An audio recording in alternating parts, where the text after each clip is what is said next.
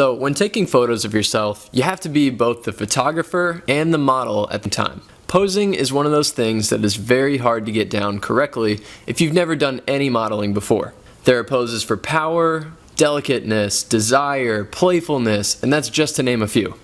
There are poses for masculinity and poses for femininity. There are even specific poses for your face. Body language is so important that there are full classes for just this topic alone. And if you don't know what you're doing, you'll likely feel pretty awkward and unnatural trying to find that sweet spot. So I'm going to show you as many poses as I can and also show you why they work. I suggest that you try out a bunch of them against the same background and figure out what feels right for you. I'll show you poses for women, poses for men, and a few tips and tricks for posing your face to instantly look 10 times better on camera. Let's get started. Alright, so let's talk about posing your face. Yes, your face actually needs its very own section because I'm going to talk about two main techniques that are going to make a world of difference. So let's jump right into the first one. The first one is called the jawline. Now, I could sit here and try to explain the science of how the jawline trick works, but I would rather just get right to showing you. So this is Justin, and I told Justin to just stand as tall and confident and this is what I got. And I told him to be emotionless because I didn't want you to pay attention to anything other than his jawline. Now, Justin has great posture, and even with standing completely up straight, keeping his neck straight, he's still got a little bit of a double chin here. And trust me, I know him personally. He is one of the fittest people that I know. And yet still he has this problem. So now I'm going to show you what to do with the jawline. The idea is that you want to stick your forehead and your chin forward by just a ½ inch. And the reason I say to do your entire face and not just your chin, for instance, which is where your jaw is because a lot of people stick their chin up whenever I tell them this. And the idea is to go forward. So here's Justin's before picture, and here's the after. Look at the difference. I'm going to switch back and forth.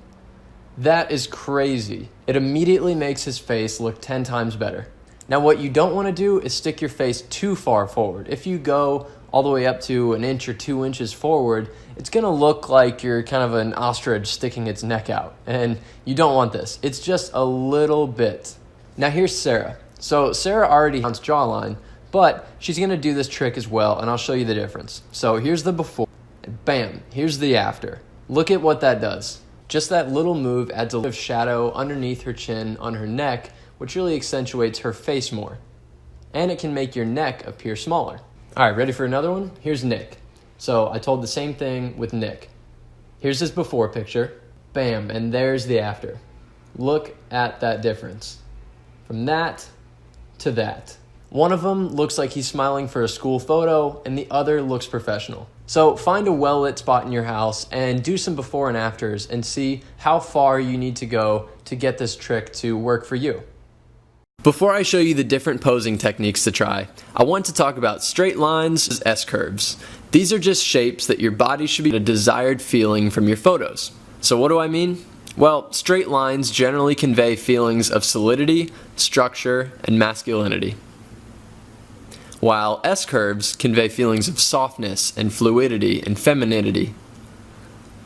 So knowing these poses will help you choose the right one for the feeling that you want to convey to the people that you want to see it. You get to control everything with the pose. You can position your arms, torso, and legs to form strong geometric shapes, like a triangle, in multiple places on your body, while you can also position them to be bent and curvy as if gravity is too strong to hold them up entirely. Two pictures with completely different feelings.